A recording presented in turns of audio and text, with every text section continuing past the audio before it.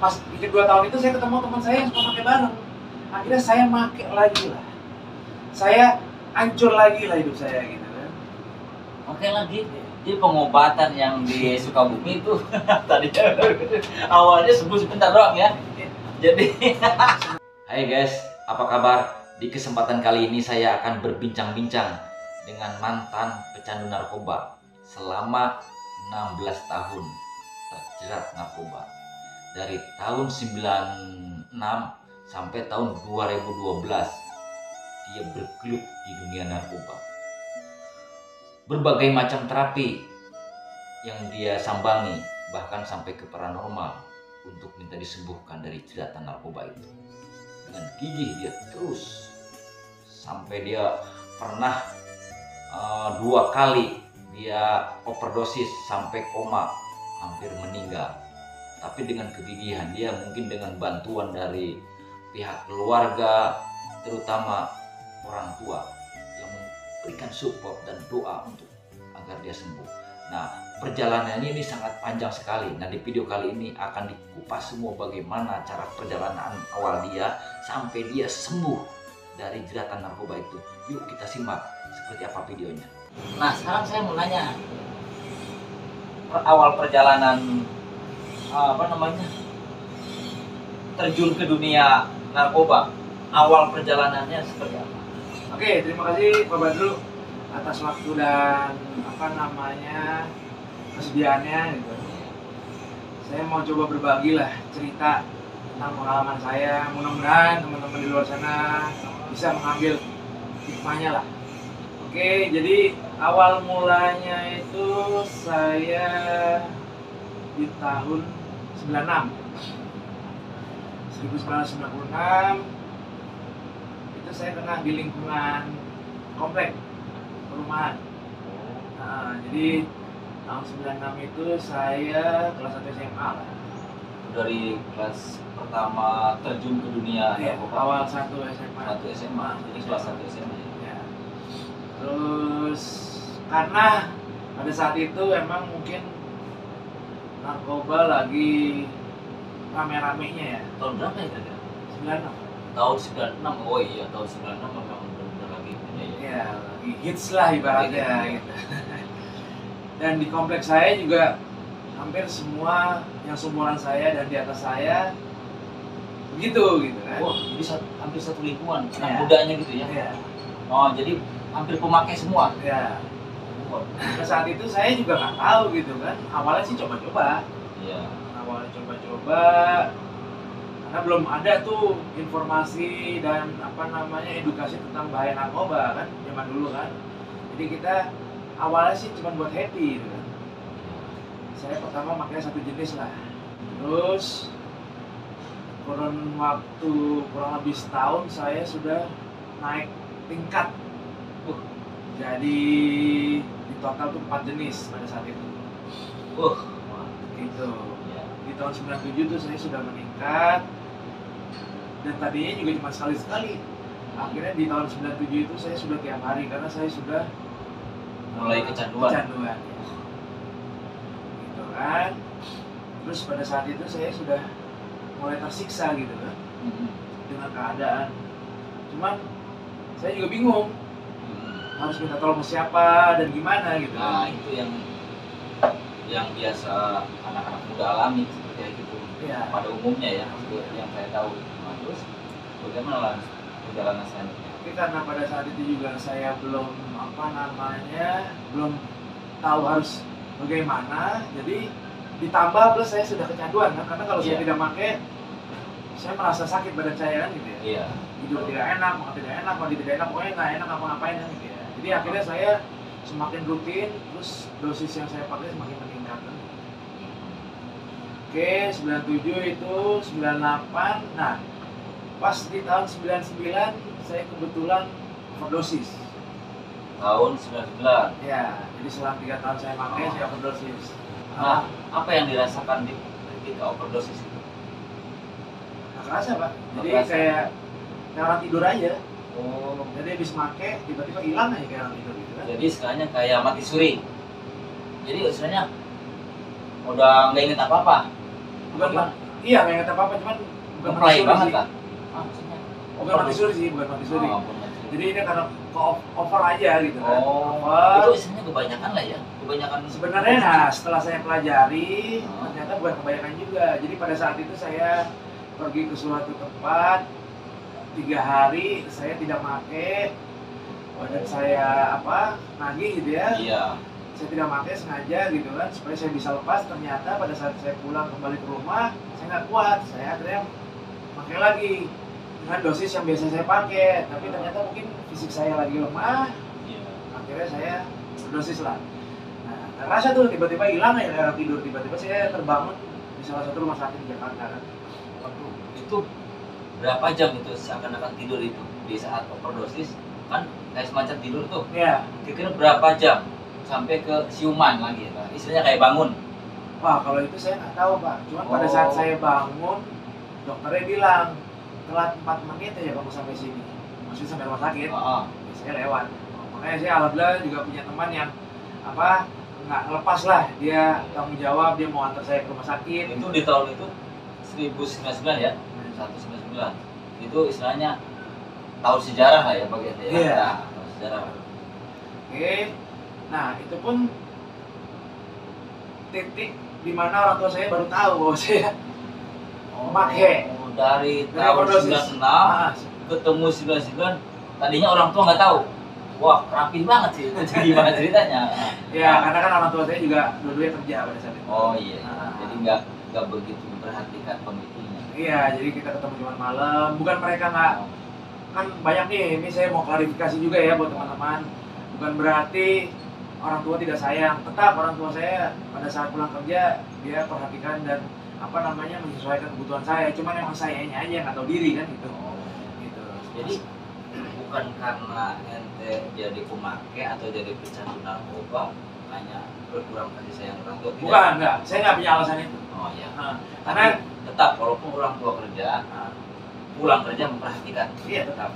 Jadi saya termasuk Jadi boleh dikatakan ente itu korban pergaulan lah ya. Iya, Nah, iya. Jadi bukan hanya alasan orang tua Nggak ada, perhatian, nggak. tidak ada. Oke, lanjut. jadi termasuk keluarga harmonis lah Pak. Iya. Teman sayanya aja gitu kan. Nah udah pas masuk ke COD kan saya dirawat di rumah sakit kurang lebih untuk detoksifikasi juga tuh, maksudnya supaya saya tidak ketagihan lagi 10 hari waktu itu di sana. Terus pada saat mau pulang itu dokter menyarankan bahwa kalau bisa nggak usah pulang. Rawat inap. Bukan, maksudnya setelah 10 hari harusnya udah kelar kan 10 hari. Iya. Terus dokternya menyarankan jangan pulang. Kalau bisa dirujuk lagi ke rehabilitasi. Oh, Gitu. jadi setelah dari rumah sakit ente habis kayak semacam tidur. Nah terus istilahnya bukan istilah tidur biasa kan, itu Nah. jadi karena over kan Iya. ya, tidur karena over make kan. Jadi sehingga tadi kan yang sebutan kurang 4 menit katanya lewat kan, berarti itu udah fatal ya. Iya. Nah, setelah 10 hari di rumah sakit Udah segar badan dianjur- saya. Hah? Udah udah segar ya, udah kayak semacam sembuh, tapi dianjurkan lagi ke Iya. ke rehab. Iya, karena Nah, dari anjuran rumah sakit itu apakah nanti ngikutin rehab langsung ke rehab? iya, jadi gini, setelah saya juga pelajari kalau masalah ketagihan bisa pakai obat. Cuman ternyata kan namanya pecandu itu perilakunya yang perlu diperbaiki. Makanya dokter itu menyarankan untuk rehab supaya saya dibenahi perilakunya. Gitu. Karena ditakutkan lagi pada saat selesai detoksifikasi saya pulang ke rumah dengan lingkungan yang masih sama, Iya. saya terjerumus lagi gitu loh. Jadi istilahnya mentalnya juga harus diperbaiki. Iya, betul. Perilaku ya. Iya. Jadi itu sebenarnya yang penting ya. Iya, itu ya.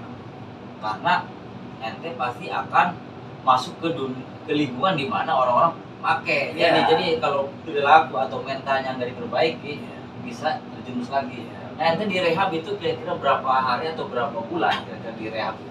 Ya, jadi setelah dikasih rekomendasi sama dokter, akhirnya orang tua saya, ya udah, jadi saya dibawa lah ke rehab waktu itu. Waktu itu belum ada tuh rehab apa namanya rehab pemerintah yang gratis nggak ada. Kita dulu swasta bayar. Bayar. Oh, jadi bayar rehabnya nih. Kira-kira rehab per hari hitungnya atau bayarnya atau bulanan ya? Kalau bisa dibilangin kalau untuk dulu ya, untuk biaya rehab itu berapa kira-kira? Lumayan lah, pokoknya sebulan kurang lebih 4 juta. Wow, itu 4 juta biaya rehab. Oh, gede juga ya.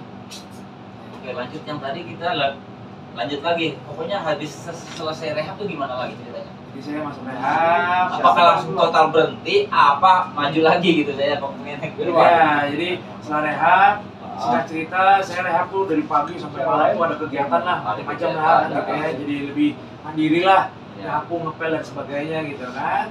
Terus karena waktu 2 minggu pertama saya merasa nggak terbiasa gitu kan. Ya, berarti biasa enak lah gitu kan di rumah. Akhirnya saya kabur dari rehab. Aduh. Saya kabur gitu kan. Terus? Tapi nggak pakai lagi, emang saya maksudnya capek gitu kan. Kerja dari pagi gitu kan, suruh bersih-bersih dan sebagainya gitu kan. Belum dimarah-marahin, diomel-omelin kan gitu. Tapi waktu itu saudara saya dukung untuk supaya balik lagi ke rehab. Terusin gitu kan. Akhirnya saya dengerin, akhirnya saya balik lagi sampai di akhirnya saya selesai program 7 bulan di rehab. Ya. Wow, ternyata di rehab 7 bulan bukan waktu sebentar kalau menurut saya. Lama itu. Iya, lumayan. Ternyata bener ya, di rehab itu saya kira butuh 1 bulan 2 bulan selesai. Ternyata kalau pecandu berat butuh hampir 1 tahun. Iya, coba. Nah, itu sebenarnya ada program lanjutan. Cuma pada saat itu orang tua saya udah nggak punya duit. Jadi saya nggak mengikuti program lanjutan. Harusnya program lanjutan itu sampai setahun. Nah, cuma saya enggak. Terus saya akhirnya setelah keluar itu saya diungsikan ke rumah yang saya dulu di daerah di Jakarta Selatan lah ya. Saya kan rumahnya di Bekasi. Untuk menghindari lingkungan kan. Iya. Oke. Itu sengaja dari orang tua pindah gitu. Bukan orang tua, maksudnya sayanya ibaratnya tinggal di rumah yang saya, orang tuanya ibu saya. Nah, diungsikan lah gitu ya. Untuk menghindari lingkungan yang dimana tempat para pemakai. Betul. Ya. Tapi setelah 3 minggu saya di luar, saya makin lagi. Waduh. Jadi itu belum habis rehab 7 bulan yang tadi ceritakan. 2 minggu di luar, kambuh lagi lah istilahnya. 3 minggu di luar, kambuh lagi. Wow, ini rehab pertama 7 bulan tidak selesai. Benar berarti. Kalau pecandu tidak mudah untuk bisa berhenti. Nah, dia sekarang akan diceritakan lagi sejauh mana itu. Oke. Dari mana? Saya pakai lagi, akhirnya saya kan udah mulai aneh-aneh kan, pakai anting, rambut dicet gitu kan. Akhirnya pada saat ibu saya datang ke rumah Eyang gitu kan, visit lah ibaratnya kan, nengok seminggu sekali kan. Saya udah kelihatan aneh nih, mungkin saya nggak kelihatan pakai lagi di depan dia. Terus nggak ditemuin barang-barang bukti apalah yang saya buat pakai atau barang yang pakai. Tapi ngeliat perilaku saya, dia udah curiga, langsung aja saya dibawa ke lab. Ayolah kita tes urin katanya. Oh, saya udah gini kan. Aduh, itu sama orang tua laki apa cewek? Oh, sama nyokap lah ya. Ya, udah saya dibawa ke lab, dia benar ya positif. Jadi emang pada saat itu rumah yang saya tuh nggak jauh, saya waktu itu naik bajaj tinggal ke belakang, adalah tempat lab. Bukan tempat lab, maksudnya tempat yang jualan narkoba. Oh, gitu. Saya pun salah emang. Saya waktu itu mengundang teman saya datang ke rumah yang saya, teman-teman memakai. Gitu loh. Pas datang, ya udah, ini jadi lagi, kambuh lagi gitu. Udah berjalannya waktu kan, 99 tuh. Keluar kandang macan, masuk ke kandang singa. Iya, oke. Ya, udah. Nah, cuma akhirnya saya rutin lagi, tiap hari lagi, parah lagi. Akhirnya di tahun 2000 tuh saya kan harusnya 99 itu lulus SMA kuliah ya. Iya. Nah, untungnya juga saya pas overdosis itu saya sudah selesai sekolah, udah lulus SMA. Jadi tidak mengganggu sekolah saya. Lulus SMA kira-kira tahun berapa? 99. Dilanjut apa nunggu jeda 1 tahun untuk ke kuliah? Ya makanya kan tadi saya bilang saya lulus kuliah, nggak lama saya OD kan. OD terus saya masuk rehab. Jadi akhirnya saya nggak bisa kuliah pada tahun itu. Padahal udah pernah daftar kuliah, udah daftar belum. Jadi ya karena saya OD itu. Oh. Jadi dipending lah. Jeda ya. Rencana tahun 2000. Ya kan? Masuk. Nah, cuman pas di tahun 2000 saya masih parah, tapi saya memaksakan untuk kuliah kan gitu di Jakarta. Udah saya masuk daftar, diterima Pak, diterima di salah satu kampus di daerah Jakarta Utara lah ya. Terus Jakarta Utara itu waktu pas kuliahnya. Tapi karena saya masih bermasalah dengan kecanduan saya, jadi saya pas ospek itu saya lagi dalam keadaan parah kan. Saya masuk, kebetulan ospek itu ada seminar tentang bahaya narkoba. Saya jadi tersugesti itu, bukannya berpikir malah tersugesti untuk make. Karena saya juga lagi sakau lah ibaratnya. Lagi-lagi, akhirnya saya keluar tuh dari ruangan. Terus saya berpikir kalau saya pulang lewat gerbang nggak akan dikasih kan sama security-nya kan. Akhirnya saya manjat tembok kampus kabur. Wah, itu pas di saat pendaftaran ya? Enggak, udah ospek. Oh, udah ospek gitu ya? Udah diterima kan saya Udah. Oh, jadi benar. Kacau. Kabur ya. Itu tanpa sepengetahuan siapa sih, teman pun nggak ada yang tahu bahwa ente kabur. Nah, Saya sendiri. Gitu. Karena benar-benar jadi istilahnya belum sembuh total di saat itu. Iya. Jadi Nggak akan benar.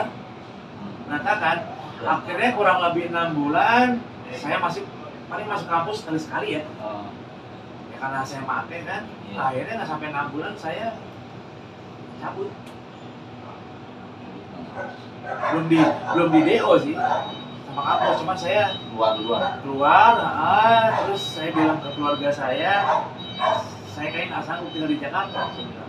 Karena lingkungannya berat, Iya.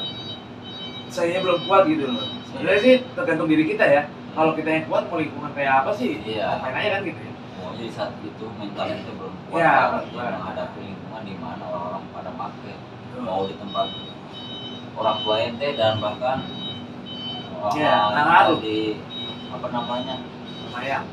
Mayang juga sama Iya. ya lingkungan pada tahun-tahun itu memang penting. Iya. Jadi intinya lingkungan pengaruh, cuman intinya diri kita. Jadi kalau kita maksudnya mau kita ditaruh di ujung dunia manapun, di hutan sekalipun yang nggak ada siapa-siapa, tapi kalau kita masih mau make, kita akan nyari barang itu kan. Iya. Akhirnya saya discuss, akhirnya udah pindah keluar kota. Cuman saya berpikir kan, ini jangan jauh-jauh juga gitu kan. Yang paling deket aja lah, biar saya bisa pulang balik kan ke Jakarta kan gitu. Akhirnya ketemu lah di. Rekomendasi orang tua. Enggak, awalnya dari saya. Oh, Saya mau. ente yang benar. Ah. Jadi nggak mau untuk saat ini melihat lingkungan di mana orang-orang pemakai, jadi ente sendiri itu ya. Ya. Jadi pengen pindah dari lingkungan ini nih, gimana gitu ceritanya gitu ya awalnya ya. Bukan dari dorongan orang tua itu di saat itu, bukan. Sayanya merasa nggak kuat. Nah terus gimana tuh? Di 2000 itu setelah saya berarti kalau kantor tuh desainnya dari kampus, saya berobat lagi, tapi berobat di orang di spiritual ya, orang-orang pintar lah. Itu di daerah Sukabumi, di tengah bukit saya, tengah bukit kanan kiri hutan, rumah cuma satu-satunya rumah guru saya itu kan. Itu saya di tahun 2000 itu. Saya 8 bulan di sana. Di tempat spiritual itu, di guru spiritual 8 bulan. Wow, lama ya. Nah, di tempat yang 8 bulan itu, di tempat spiritual itu yang diobati tentang masalah apa itu?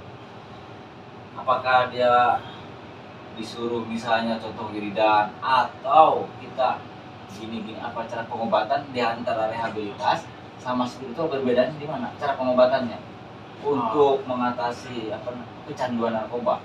Oke, kalau di rehab itu kan lebih ke perilaku yang dibenerin. Jadi psikolog ya. Psikologis. Ya psikologis. Kalau di rehabilitas kan. Jadi, kalau di spiritual tuh lebih kita disuruh ibadah, terus puasa gitu kan. Dan dia tidak ada obat-obatan medis. Hanya ibaratnya segelas air dibacain doa. Gitu. Cuman gini Pak, hebatnya tuh menurut saya, guru saya ya. Jadi saya datang dalam keadaan ketagihan yang parah gitu kan. Saya datang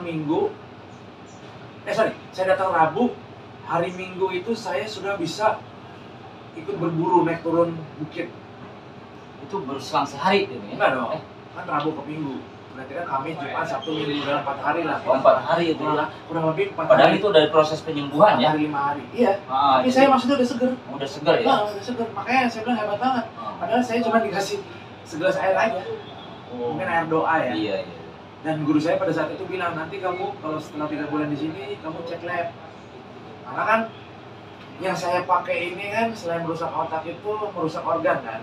Nah, biasanya kan ada aja tuh masalah. Nah, saya selalu cek tuh.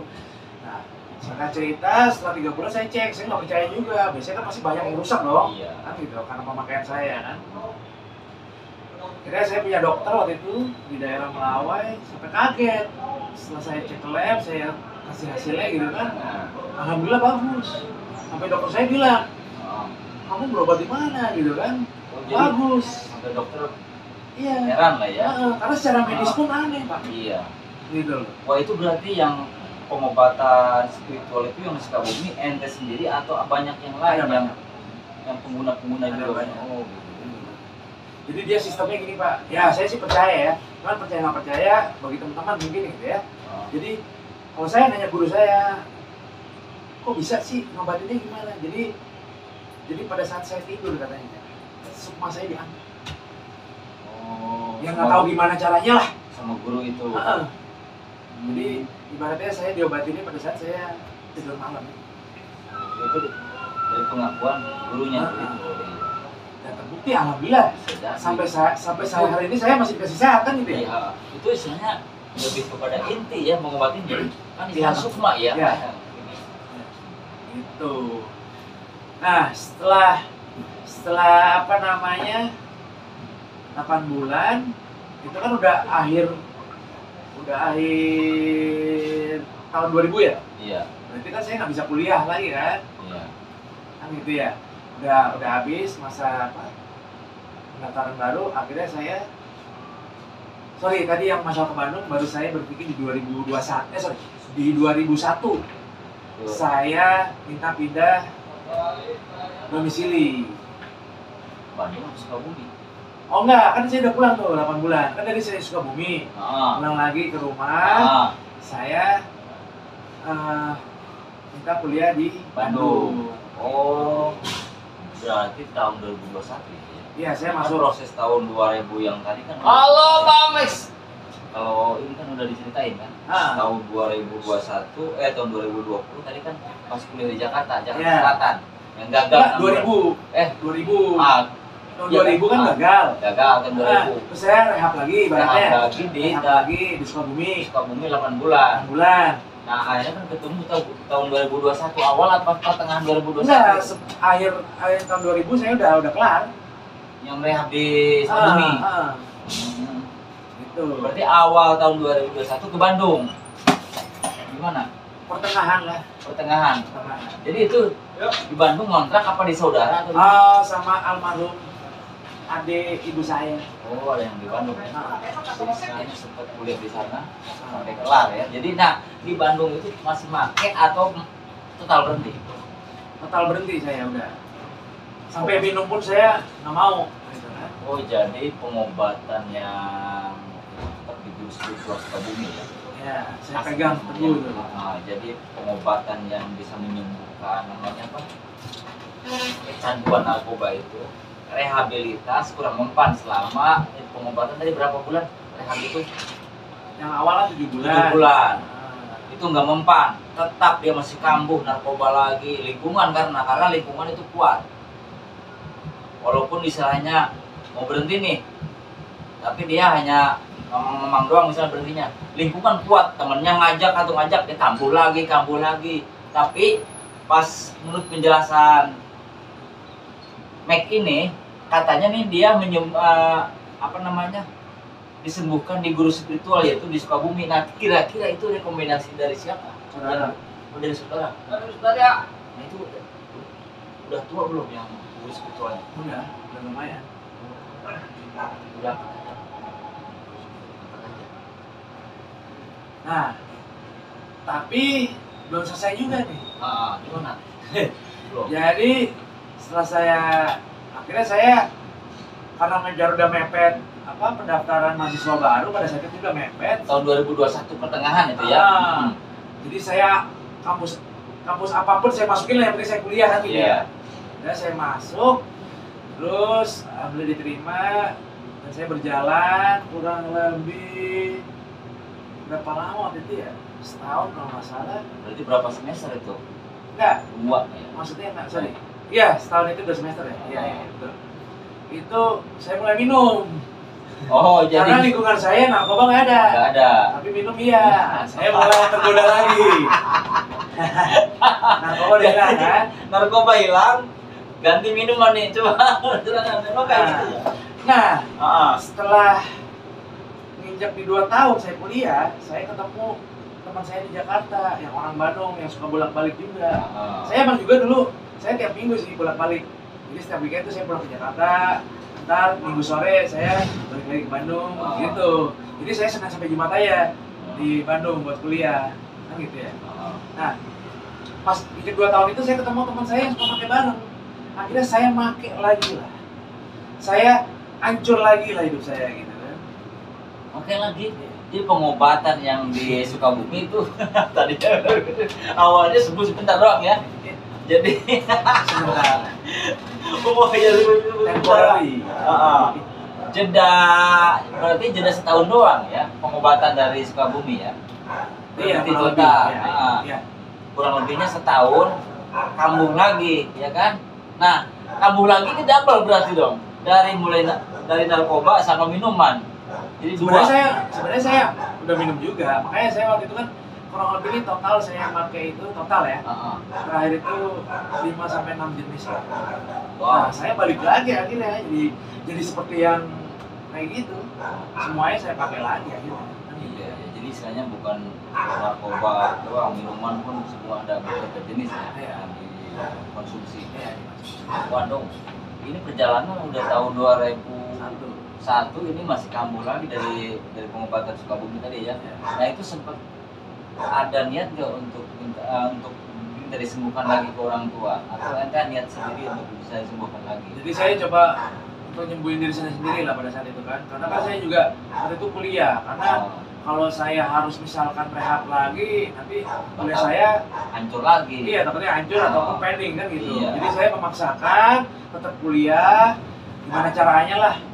Terus tapi dilala alhamdulillah saya lulus lah di sini. Iya. 2005 saya Tapi tetap lulus. di saat kuliah itu di Bandung masih pakai tapi nggak gencar. Masih, cuman nggak separah dulu. Kayak dulu.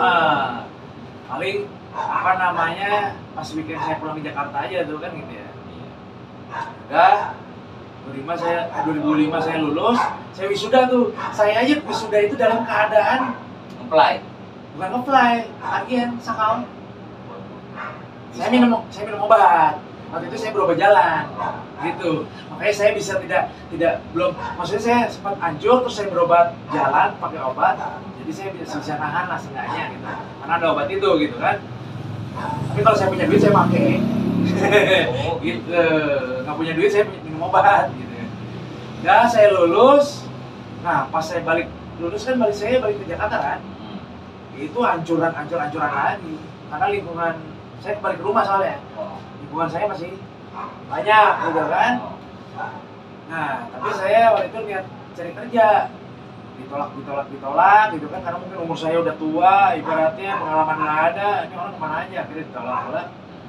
Sampai di akhirnya 2007 saya awal kerja tuh, juga dari teman saya, lu coba deh, lu ngelamar di sini kan gitu ya. Udah, nah 2007 saya kerja juga bukannya. Berarti jeda dari lulus kuliah tahun 2005 jeda 2 tahun ya nggak kerja ya? Iya. Nyari kerja lah istilahnya. Tapi itu dari lulus kuliah ketemu tahun 2007 tetap masih pakai ya? Masih, makin parah. Jadi benar-benar sulit untuk menyembuhkan ya? Iya. Nah, udah kerjaan dia tetap masih gimana? Kan Masih. udah, misalnya nggak lama nih tahun 2007 aja diterima kan kerja tuh. Nah itu masih nggak? Masih. Wow. Masih parah, jadi saya sering nggak masuk, sering telat dan sebagainya gitu ya. Ya otomatis kan kerja juga terganggu. Iya. Karena kita Tapi alhamdulillah pada saat itu bos saya nggak tahu, karena saya di mata bos saya bagus kerjanya gitu loh. Iya. Gitu. Jadi nggak, bos itu nggak mengetahui bahwa itu pemakai ya. Iya, nggak tahu. Ya saya rapi lah ibaratnya Iya. gitu kan. Main rapi ya. Nah, padahal udah kesiksa banget gitu kan. Kalau di kantor tuh pengen pulang gitu kan, pengen make kan gitu ya. Nah, udah di 2007 kan saya masuk. Nah, kalau nggak salah di 2008 saya overdosis lagi.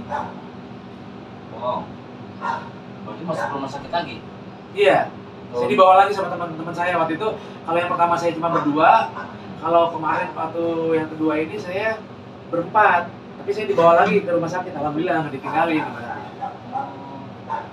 Sama itu udah sama kayak yang cuman ini yang lebih parah. Kalau yang pertama kayak orang tidur, yang kedua tuh kayak saya masuk lorong waktu gitu. Cuman saya nggak tahu itu apa gitu. Itu mati suri.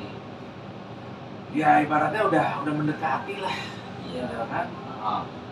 Sama. Jadi iya tuh disebut mati suri. Tapi alhamdulillah saya kebangun. Udah banyak alat di dada saya. Ya, saya kaget kan, nangis. Berarti, Itu berapa jam? nah itu bang, saya juga nggak nanya. Nah, pada saat itu saya nggak berani ngasih tahu orang tua lagi karena takut jantungan kan, karena udah pengalaman yang pertama kan. Akhirnya supaya bisa keluar gimana nih nebusnya kan gitu. Waktu itu biayanya berapa ya? Berapa ratus ribu lah gitu, nggak sampai sejuta lah ya. Saya nggak punya duit kan, untuk teman saya ada duit, jadi ditalangin dulu. Ya udahlah, gue pinjam duit dulu lah, gitu kan, supaya bisa keluar. Kalau keluar kan harus ngurus administrasi dulu dong, ya kan? Dan Dan itu berarti itu orang tua nggak tahu. Nggak tahu, yang kedua nggak tahu. Yang kedua nggak tahu. Tapi tetap di rumah sakit Jakarta itu. Jakarta. Oh, berarti ini semua biaya semua biaya awal dan pengobatan segala macam berarti teman ini Iya. yang nolongin Iya. dari ininya ya. Ya, saya pinjam dulu, saya bilang gitu kan. biasanya pinjam dulu. Nah, besok karena saya tahu mau keluar, itu malam minggu saya ingat. Malam minggu sore saya overdosis, malamnya saya udah siuman, terus pada saat itu saya pulang juga tuh, jam 9 sampai 10 malam. Berarti di rumah sakit cuma sehari doang ya? Nyampe lah, dari sore ke malam aja. Dari sakit malam ya? Nah, saya bilang, besok gue ganti, tenang gitu kan. Udah diurus-urus, akhirnya saya pulang lah sama teman-teman saya kan. Teman saya nungguin juga, nggak ditinggal aja gitu kan. Mungkin kalau ditinggal, karena pertama saya ditinggal, cuma kan dianterin dulu. Jadi saya kan sendiri, nah ini teman saya nungguin kan udah. Nah, saya pulang malam, besok paginya, dasar emang dablek juga saya kan. Besok paginya saya jual handphone saya lah, buat nembus. Berarti itu Utang. tahun 2007 2008. masih 2008 ya? Berarti masih Symbian ya HP itu ya? Nokia E70 lah apa? Iya, Nokia Symbian. Jadi belum ada Android di sana. Oh belum. Belum ya. Jadi setelah saya jual di kantor handphone waktu itu ada kan yang Iya. menyediakan jasa gadai kan. Waktu itu ya Alhamdulillah. langsung dilelang, dapat duit, saya bayar teman saya, ada sisanya, saya pakai lagi. Waduh, Jadi tadi malam saya habis overdosis, gila. pagi saya pakai lagi. Gitu karena itu walaupun istilahnya udah hampir koma ya teman-teman, termasuknya kan udah overdosis mah kan, iya udah istilahnya sejengkal lagi matilah. sejengkal lagi mati, tetap pas sudah disembuhkan sama tim dokter kambuh lagi ya perjalanan yang sebelum luar biasa. Terus gimana gitu? Ya udah, tetap aja makin parah saya 2008. Akhirnya di 2009 saya ketangkap 2009 itu ketangkap sama polisi. BNN. Enggak. Beda lah, biarpun BNN polisi kan bukan tim BNN kan, polisi. Polisi Dari polsek di daerah Jakarta Selatan. kasus narkoba gitu ya. Langsung nanti dibawa digelandang ke kantornya dong, ke kantor polisi dong. Nah, di mana tuh? Terus Tahun 2009 9. tuh ya, Ya. pertama sejarah ya ditangkap polisi ya. Kasus narkoba terus. Ya, terus saya kurang lebih 3 hari lah di sana. Di kantor polisi 3 hari. 3 hari ya saya keluar bukannya tobat pakai lagi. Dan itu saya masih kerja tuh, kayak bos saya nyariin kan. Udah tapi pakai terus Pak. Sampai di akhir 2010 saya mau dibawa ke pesantren 2010. sama orang tua saya. Daerah mana tuh? Jadi kan di Jogja, jadi saudara saya di Jogja. Dia punya teman orang pesantren. Tapi pesantren lah, saya mau ditaruh ke sana. Saya sempat tuh berangkat tuh. Udahlah saya ikutin. Saya ke Jogja, nginep dulu di rumah saudara saya kan. Besoknya dijemput lah sama orang pesantren. Tapi saya gelisah tuh, aduh, saya pikir kemarin 7 bulan gagal, 8 bulan gagal. Mungkin pada saat di rehabnya, di tempat apa namanya, di tempat yang saya di Sukabumi itu, saya oke. Tapi kan masalahnya ini sebenarnya bukan di tempat itunya. Setelah saya keluar ini gimana? Supaya saya tidak pakai lagi kan gitu ya. Iya. Sampai akhirnya saya berpikir, wah di pesantren kan berapa bulan nih? Oke di sana mungkin saya jadi alim gitu kan. Cuman setelah keluar kan nggak jamin juga kan gitu ya. Saya berpikir gitu. Seperti kasusnya kayak di Sebelum-sebelumnya. Nah, akhirnya pas pagi-pagi tuh habis sarapan. Dasar emang orang penjahat ya. Saya alasan beli rokok. Saya kabur. dari pesantren. Belum. Jadi saya tahu orang pesantren mau jemput saya. Oh, Jadi sebelum dia datang saya kabur. Gitu, kabur kebetulan ada teman kompleks saya yang lagi di Jogja. Jadi waktu itu saya lihat media sosialnya dia lagi di Jogja, langsung saya hubungin. Nah saya kabur ke tempat dia lah, dia di ngekos waktu itu kan. Ya. Udah saya bermalam lah di Kosan. di kosan teman saya. Nah teman saya itu juga pemakai, cuman dia pada saat itu lagi berhenti ibaratnya. Saya nanya-nanya, ada nggak? Ah nggak tahu gue di sini gitu kan. Akhirnya saya minum obat, waktu itu emang saya juga bawa obat lah. Buat untuk pemulihan lah. Buat nahan sakit, Oh, iya. gitu, nahan ketagihan. Yang ketagihan. Itu obat dari mana? Dari Dokter. Dari dokter. Rawat jalan, Iya. bukan rawat inap. Udah, so ditelepon-teleponin nggak saya angkat tuh. Oh. Saya ibaratnya takut dipaksa di pesantren kan. Iya. Nah terus akhirnya saya nggak tega, itu telepon udah, ibaratnya puluhan Pak. Saudara juga nelfonin gitu. Panik masalahnya mungkin kan. Iya, panik. Nyampe-nya kan. Iya, kemana nih Ada bocah? apa-apa, Iya, udah ada iya. apa-apa. Nah, pada saat 2010 itu emang ada namanya terapi dari pemerintah untuk permasalahan kecanduan yang saya pakai. Itu di daerah Jogja. Udah ada juga. Iya. Maksudnya selain di Jakarta di daerah juga sudah ada. Sudah ada. Nah, namanya terapi metadon. Metadon. Ya. Nah, terus akhirnya saya nggak tega juga kan. Tengah malam tuh saya angkat, akhirnya saya angkat, ngomel kan udah, nyokap udah ngomel bla bla bla. Itu saya cuma berdua sama nyokap doang, kakak sama bokap nggak ikut. Ngomel-ngomel terus saya bilang, udahlah, mah, saya terapi di Jogja aja. Terus ibu saya bilang, karena sebelumnya saya udah cerita, di Jakarta aja katanya gitu. Karena kalau di Jogja nanti takutnya nyusahin saudara gue. Udah kamu pulang sekarang gitu kan, maksudnya pulang ke rumah saudara gua yang tempat kita nginap kan gitu ya. Udah akhirnya besoknya kalau nggak salah gua pulang pagi, gua pulang ke rumah saudara gua, akhirnya ngobrol juga sama saudara gua, akhirnya diputuskan lah tidak jadi ke pesantren, gua balik ke Jakarta untuk mengikuti terapi metadon. Daerah mana? Di Jakarta ini. Di puskesmas tuh, Oh, di Puskesmas. Itu isinya program pemerintah ya. program pemerintah. Supaya pada saat itu terapi itu ibaratnya berbentuk cairan, kita minum oral supaya pada saat kita pakai kita nggak berasa, jadi akhirnya kita malas pakai gitu loh. Pengobatannya begitu ya, terapi itu. Kayak gurah ya. Eh, Kalau gurah kan semacam cairan juga yang kehidungin. nah, tapi kan udah ngeluarin kan, kalau Iya, ini enggak. enggak. Kalau ini Oh. ibaratnya ngeblok supaya narkoba yang kita pakai tidak ada rasanya gitu loh. Jadi percuma lah lo pakai, nggak ada rasanya. Iya. Oh, berarti Nah, akhirnya jadi kita males gitu loh. menetralkan rasa narkoba ya. Iya, tapi namanya pecandu ada aja Pak. Jenis AB nggak bisa kita pakai dalam arti nggak berasa. Ada pilihan lain yang akhirnya itu cocok. gitu. Akhirnya cocok dengan obat-obatan yang lain gitu. Udah, akhirnya saya tetap pakai juga, saya terapi pakai juga, sampai akhirnya dites urin lah sama dokter saya kan, masih positif, saya kena omel kan, gimana katanya mau berhenti, tapi ini masih pakai jenis zat yang lain kan gitu. Iya, lu habis gimana kan gitu ya. Udah. Nah, adalah salah satu staf di puskesmas itu, staf rehab yang standby. Jadi untuk ngasih edukasi juga bagi kayak orang-orang kayak saya yang terapi, lo mau nggak masuk rehab gitu.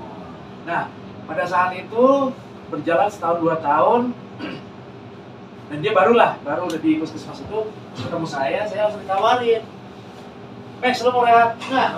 Wah, rehab ngapain ya? Udah bosen gua kan gitu ya. Nggak kelar juga gitu.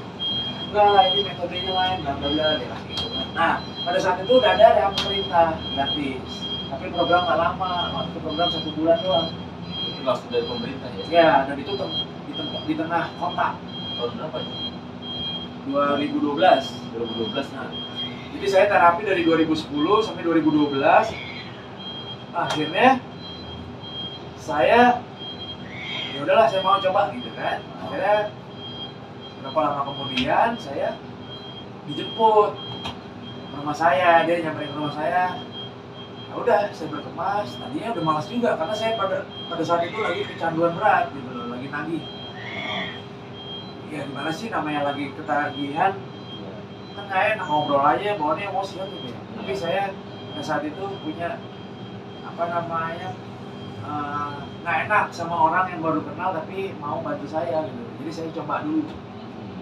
Saya dibawalah ke rehab, sampai di rehab udah masuk, minum obat. Dosis saya biasanya teman-teman cuma berapa, saya bisa 2 kali lipat Obatnya?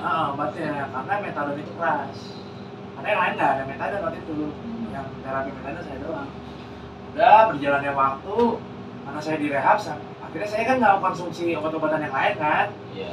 Akhirnya pada saat saya kontrol ke dokter, saya dites urin, saya negatif udah. Terus dokter saya bilang, ya udah bagus, nanti dosisnya diturunin sampai akhirnya 0 gitu kan. Udah kelar, alhamdulillah tuh saya 2 tahun pakai metadon, terus dalam 3 bulan dosis saya habis 0. Itu tahun 2012. 12. Jadi titik balik saya itu di tahun 2012. Alhamdulillah sampai hari ini saya sudah menginjak 10 tahun tanpa alkohol, tanpa Jadi drugs atau obat-obatan. dari tahun 2012 ya berhenti total ya. Ya, Jadi udah nggak.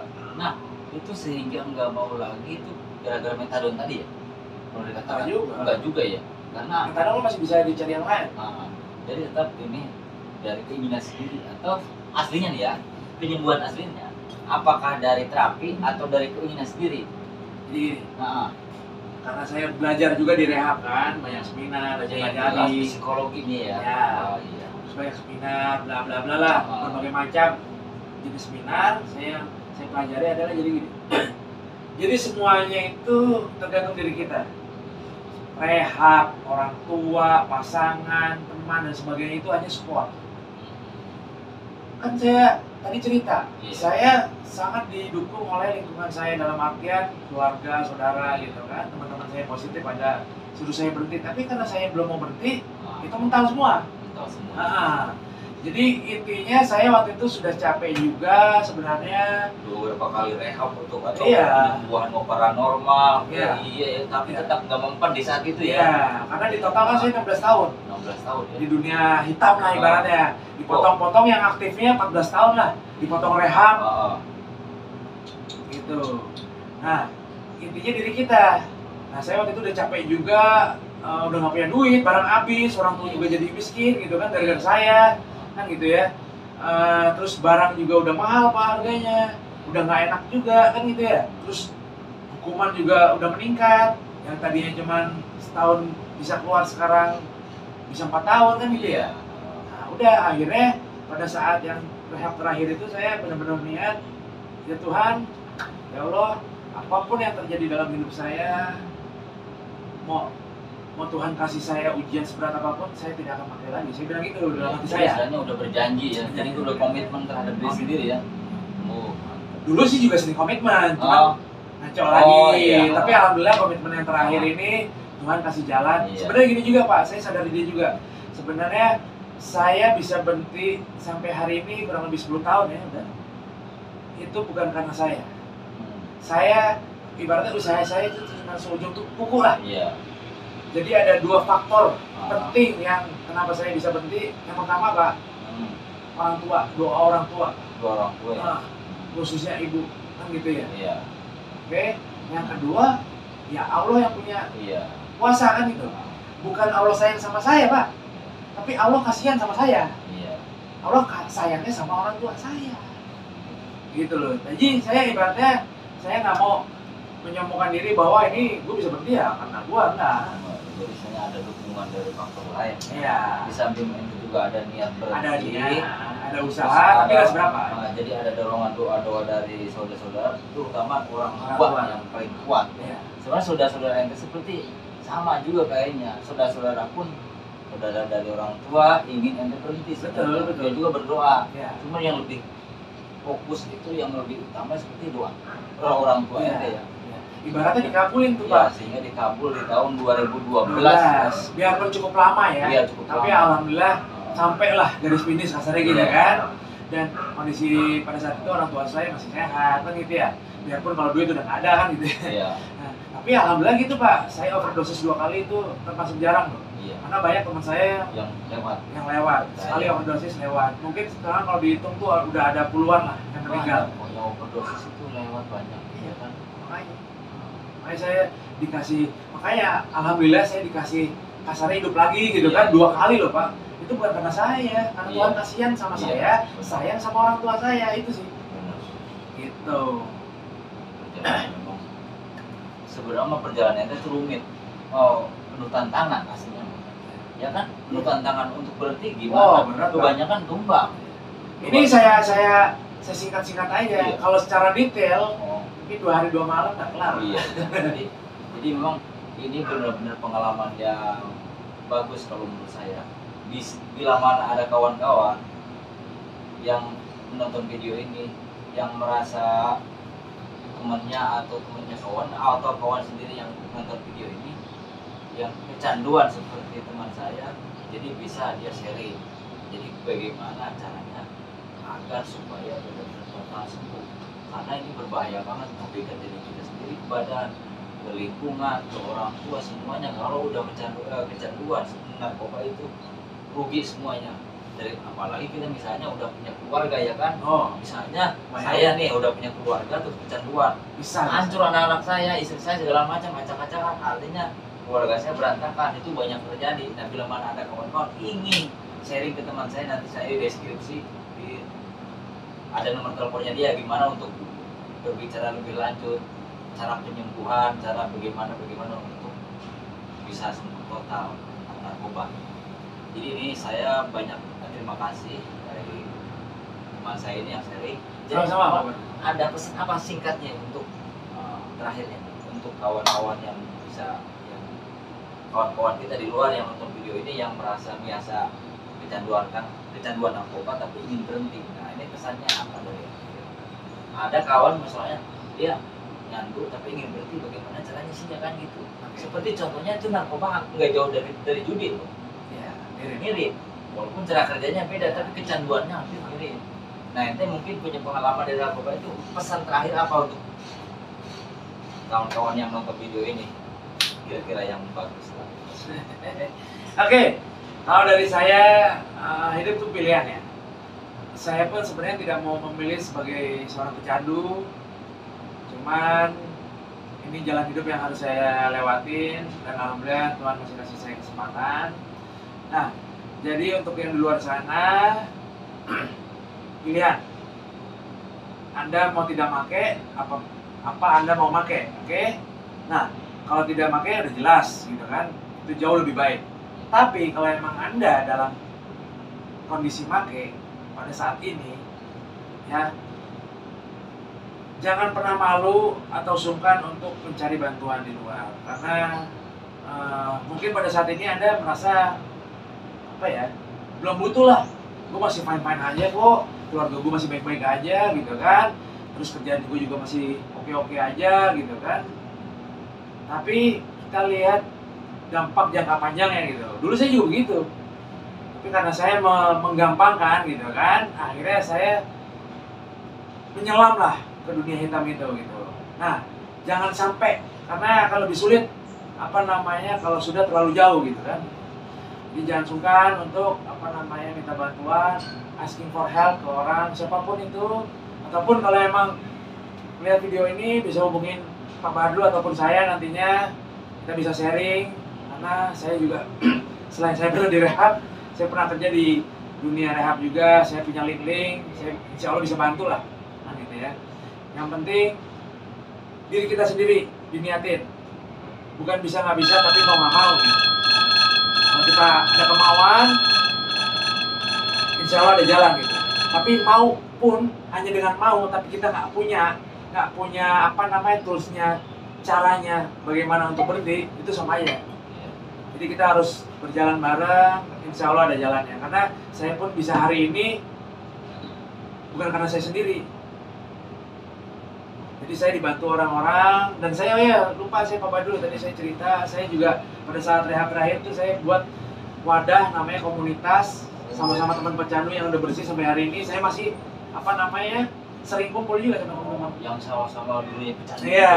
Dia tuh teman-teman yang bikin tulis itu udah berhenti juga Udah sama. berhenti juga. Nah, itu lebih bagus lagi, jadi ente lebih diperkuat sharingnya ininya ya, Iya. pengalaman mereka. Iya, dan itu mereka juga yang menguatkan saya, mengingatkan saya lah. Misalkan saya lagi galau nih, lagi sharing, kondisi galau, dikasih masukan, jadi kita kekuatan lagi. Iya. Jadi kita nggak bisa berhenti sendiri kalau menurut saya ya, karena dulu saya merasa bisa berhenti sendiri, ternyata saya akhirnya makai lagi kan.